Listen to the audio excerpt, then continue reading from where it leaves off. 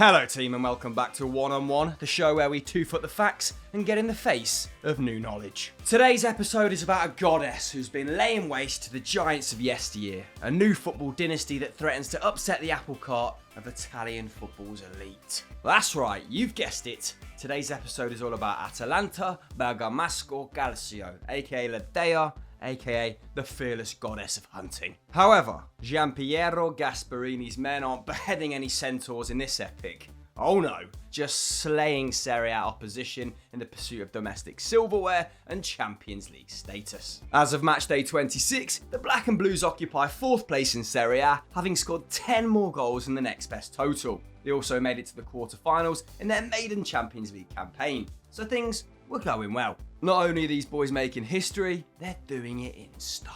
They're currently averaging a quite frankly ridiculous 2.8 league goals per 90, the joint highest ratio in Europe's top 5 leagues, along with PSG, who are owned by a country.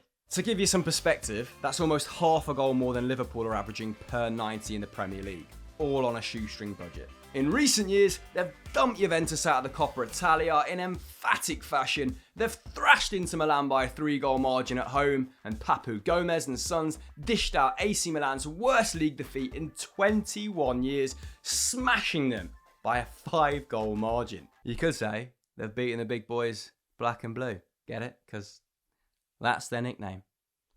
Probably won't make the edit, that.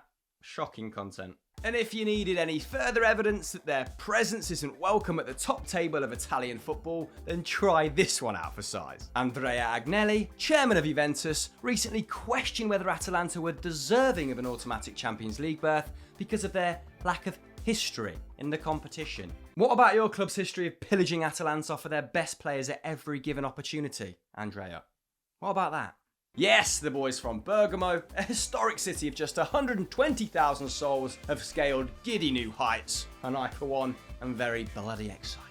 In many ways, before the outbreak of coronavirus, Atalanta were the story of the 1920 season, with their results on the pitch an extension of their ingenuity off of it. COVID-19 has been particularly devastating in the Bergamo region. So while this video is a tribute to La Dea's rise to prominence, we also want to dedicate it to the region's resilience. As per usual, we're going to go down a few rabbit holes in this episode, and just so it's crystal clear from the start, let's have a look at how we're dividing this bad boy up. Firstly, we're going to have a look at the club's long and proud history of producing talent and their rise from Serie C to the UCL. This is going to be followed up by a quick breakdown of the club's finances. Then we're going to take a little detour to Zingonia, which is their world-renowned academy, and have a look at what makes that so bloody special. And then to round things off, I'm going to try and convince you to back this side, while simultaneously digging out Juventus at every given opportunity. Because why not? But before we start, the last episode of One on One smashed that 3k likes barrier, so you've got a very special treat coming your way this week on Euro Football Daily, so keep those peepers peeled, and thank you very much for the love, guys. It is appreciated. Tell you what, if this episode does the same, then we'll go live on Instagram for a whole hour at the weekend, fielding all of your questions on European football. But without further ado, the goddess awaits. From Serie C to Europe's elite, Atalanta Bergamo Calcio have always contributed in a meaningful way to Italian football, just very rarely as a team. Founded by Swiss students in 1907 as Atalanta, they merged with Bergamasco in 1924, eventually achieving promotion to Serie A in 1937. And while their trophy cabinet is sadly lacking a Scudetto, they've got a long and proud history of producing superstars who have reached the very pinnacle of the game, thanks in large to the education they received in Bergamo. This stellar reputation for sprouting football prodigies was arguably kick-started by the legendary Angelo Domangini, the guy who scored a hat-trick against Torino in the 1963 Coppa Italia final, the only major piece of silverware the club has won to this very date. Following these heroic exploits, he joined Inter Milan, where his ratio of a goal every 2.7 games from the wing helped the Nerazzurri win the league and the European Cup.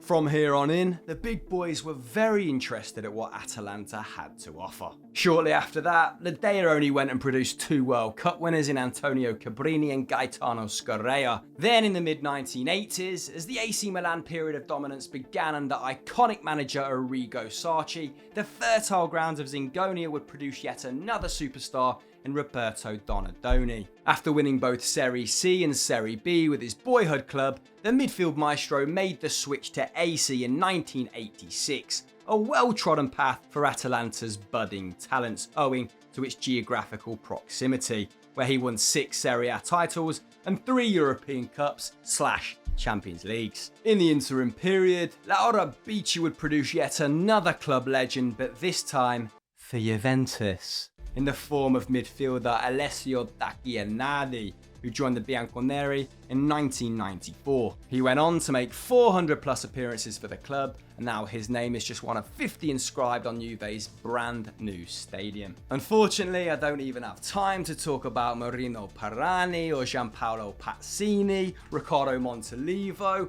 all graduates of Atlanta.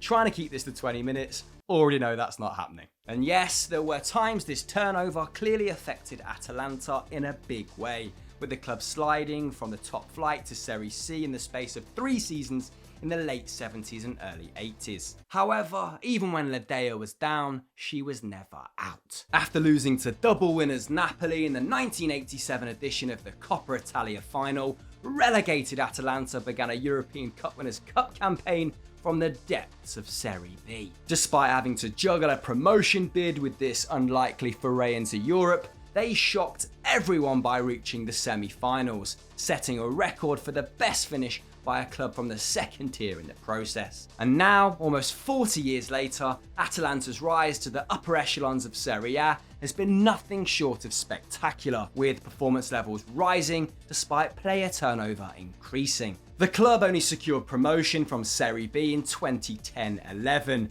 a competition they've won a record 6 times, a tribute to their former status as a yo-yo club, and even then, they showed no signs of being anything other than a mid-table side. Over the next 3 seasons, the club's best finish was 11th place under former player Stefano Colantuona, who once said, after a particularly scrappy game against Bologna in 2013, that his side were Atalanta and couldn't be expected to play like Barcelona. Now ask me who I'd prefer to watch. This perennial battle between relegation and mid-table mediocrity prompted the board to hire Gian Piero Gasperini, who had rebuilt his career at Genoa following disastrous spells at Inter Milan and Palermo. He spent little time transforming La Ora Bici into a potent attacking force, happily leaving his side man for man at the back, more often than not in a 3, in order to establish a numerical advantage wherever it was needed on the pitch. Fortunately, when he arrived in North Italy, he had the players at his disposal to execute this game plan. The excellent Remo Freuler, who'd only started 5 times under the previous manager, which is absolutely criminal by the way, was one of said players, with the Swiss midfielder putting up 4 tackles and interceptions per 90, as well as contributing to 9 goals in 33 starts from defensive midfield. By the end of the 16-17 season, the club had finished 4th, playing a breakneck style of football, breaking a club record that had stood since 1948. However, it was in the summer of 18-19 when Atalanta truly clicked, achieving levels of attacking output that would see them become the envy of top sides. By the end of 18-19, they'd hit 10 more goals than Juventus and Napoli,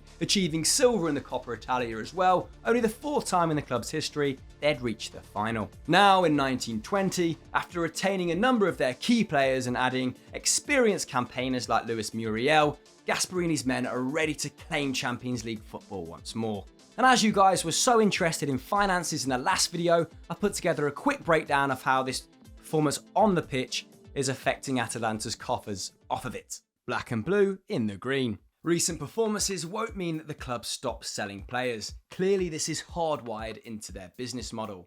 But 2 seasons of UCL revenue for a club with relatively modest outlays does put them in a unique position in modern football.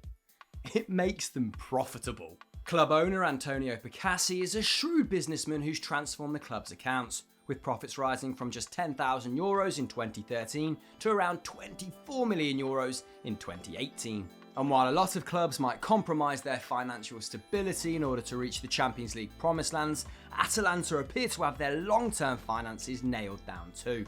For example, the club's wage bill is reportedly around £49 million per year, absolutely dwarfed by Juve's €294 million and Inter's €139 million respectively. Even Torino, who currently occupy 15th place in Serie A, shell out more per year than Atalanta. The owners have also used this money to develop the club's infrastructure. In 2017, Percassi bought a 99-year lease on the stadium for €8.6 million. He then sold the naming rights in 2019, with that revenue contributing towards an expansion of the ground.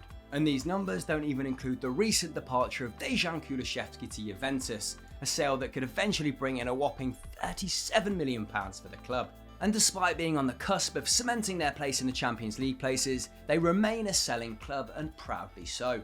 But what does make their youth so desirable to the big clubs, and why they're willing to spend so much money on these talents despite their limited amount of minutes? Because they're bloody made in Bergamo, that's why. Quality assured. The Talent Factory. Fabio Capello recently likened the club to Ajax, which, for the uninitiated, is a pretty useful comparison. Like their Dutch counterparts, their youth sides have become all-conquering, with Atalanta's academy, which consists of 7 men's teams winning 17 national titles between 1991 and 2019. And unlike the club's new Champions League status, this degree of excellence can be traced back to the very early days of the club. In the late 1930s, Giuseppe Chato created a youth side in order to harness the region's previously untapped potential. His side went on to win the Campionato Ragazzi in 1949, which translates to the Boys' Championship, which sounds better in Italian, doesn't it? We've won the Boys' Championship. What? Then in the early 60s, former midfielder Luigi Tentorio, who was the right-hand man of then owner Daniele Turrani, took it one step further, developing a youth sector independent from the first team. He then entrusted it to a bloke called Giuseppe Brolis, an amateur footballer turned academic turned steelworker, who quickly went about establishing relationships with several football clubs in the greater Lombardy region, building a network of scouts and coaches that still benefit Atalanta to this day. Brolis would later become sporting director, revered as the king of youth, after scouting legendary figures such as Domengini, Scirea, Cabrini, before eventually moving on to Juventus. Andrea.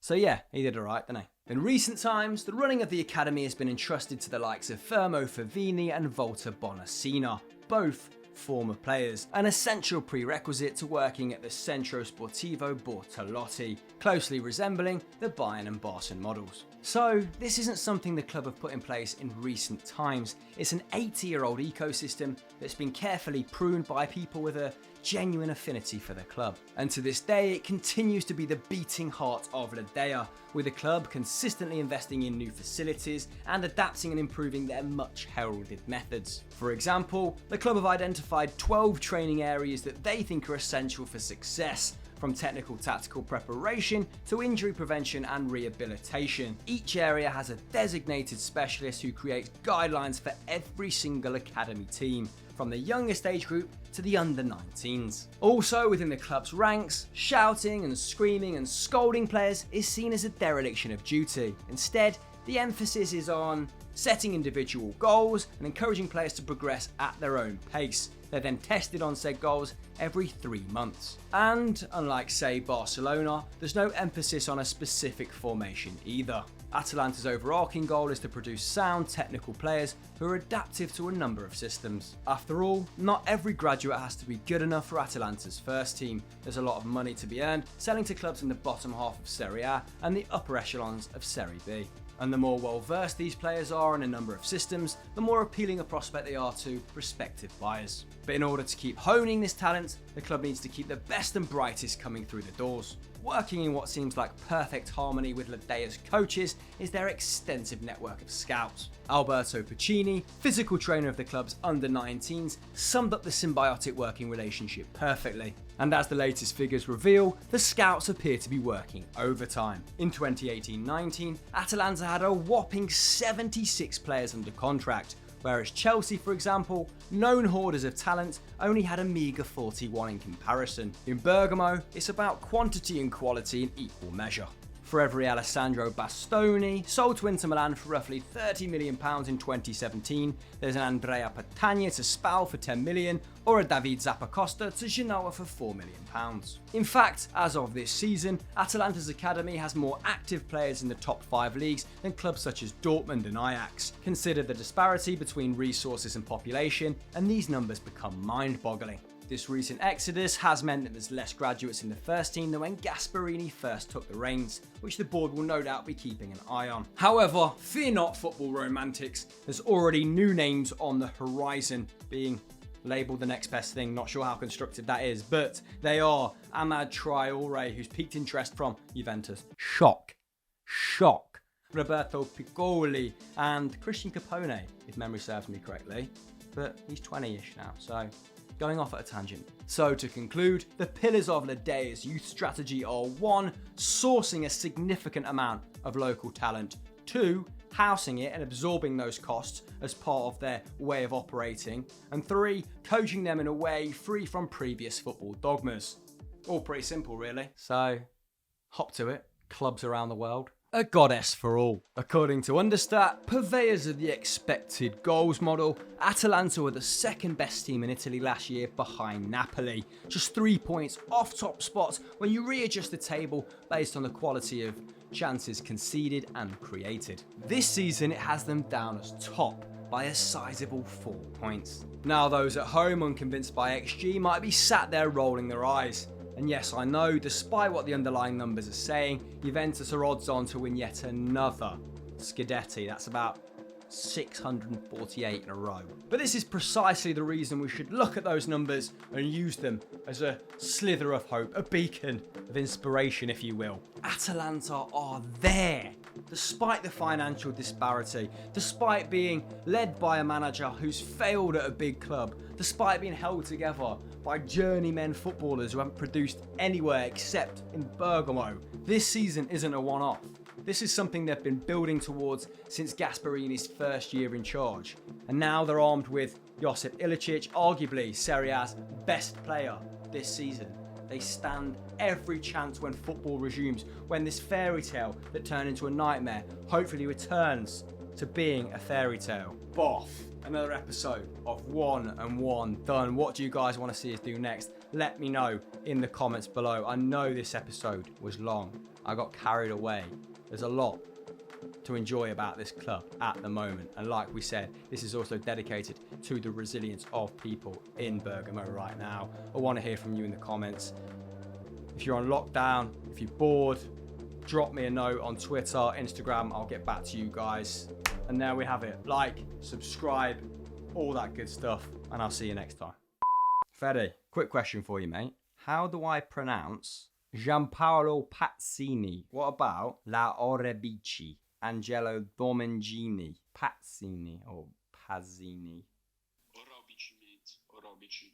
Orebici.